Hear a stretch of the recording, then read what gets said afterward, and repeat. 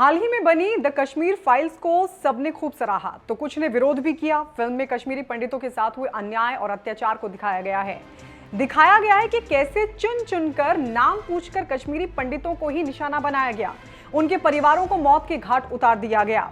Film भले ही कश्मीरी पंडितों से बात कर, उनकी आप बीती सुनकर, उनके परिवार के साथ हुए अत्याचार जानकर और रिसर्च के आधार पर बनी हो, लेकिन ये सभी सच्चाई है कि कश्मीरी पंडित आज भी आतंकियों के निशाने पर हैं। तो क्या आज भी कश्मीरी पंडितों के लिए कश्मीर सेफ नहीं? ये हम नहीं कह रहे, ये कहना है राहुल भट्ट की पत्नी का। जी हां, कश्मीरी पंडित राहुल भट्ट, जिन्हें जम्मू कश्मीर में आतंकियों ने बड़गांव के चडूरा में तहसील परिसर में घुसकर गोली मारकर उनकी हत्या कर दी। राहुल भट्ट की मौत के बाद पूरा परिवार शोक सदमे में है, लेकिन जिन परिस्थितियों में राहुल भट्ट को मौत के घाट उतारा गया, उन्हें बताते हुए राहुल भट्ट की पत्नी कई सवाल भी खड़े कर रही हैं। आइए आपको बताते हैं कि राहुल भट्ट की पत्नी ने क्या कहा। एक टीवी चैनल से बातचीत करते हुए कश्मीरी पंडित की पत्नी मीनाक्षी ने कहा, राहुल भट्ट की तैनाती पहले बड़गांव डीसी ऑफिस में थी। 2 साल पहले उनका ट्रांसफर चडूरा में कर दिया गया। राहुल भट्ट लगातार ट्रांसफर करने की बात कर रहे थे, लेकिन डीसी बड़गांव और एसीआर ने इसे नहीं माना। मीनाक्षी ने यह भी बताया कि जब कश्मीर में 2 टीचर्स की हत्या हुई थी, इसके बाद भी राहुल ने सुरक्षा की बात कहकर अपना ट्रांसफर मांगा था, लेकिन उनका ट्रांसफर नहीं किया गया।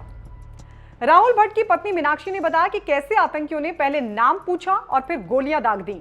चडूरा तहसील परिसर में कोई सुरक्षा नहीं थी। आतंकी आए, उन्होंने पूछा कि राहुल भट्ट कौन है और उन पर गोलियां बरसा दी। उन्हें हिलने का भी मौका नहीं दिया गया। इतना ही नहीं, मीनाक्षी ने संदेह भी जाहिर किया कि कोई अंदर का कर्मचारी ही आतंकियों से मिला था, तभी उनके पति का नाम आतंकियों को पता था। राहुल भट्ट की पत्नी मीनाक्षी ने सरकार से भी नाराजगी जाहिर की और कहा, कश्मीरी पंडित सेफ नहीं है, आतंकियों को दहशत फैलाना है, इसलिए वो कश्मीरी पंडितों को टारगेट कर रहे हैं। सरकार को भी हमारी फिक्र नहीं है, हमें बलि का बकरा बनाया जा रहा है, सरकार सुरक्षा के बारे में नहीं सोच रही। मीनाक्षी ने सेना से पति के हत्यारों को 2 दिन के अंदर मार गिराने की मांग भी की और कहा, आतंकी सरकार की जिद का बदला हमसे ले रहे हैं, राहुल के हत्यारों को 2 दिन में मारो। उन्होंने बताया कि आर्मी ने कहा है कि हम 2 दिन में आतंकियों को घसीट कर मारेंगे, लेकिन ये लोग पहले ही इन आतंकियों को क्यों नहीं मारते, सिक्योरिटी क्यों नहीं रखते?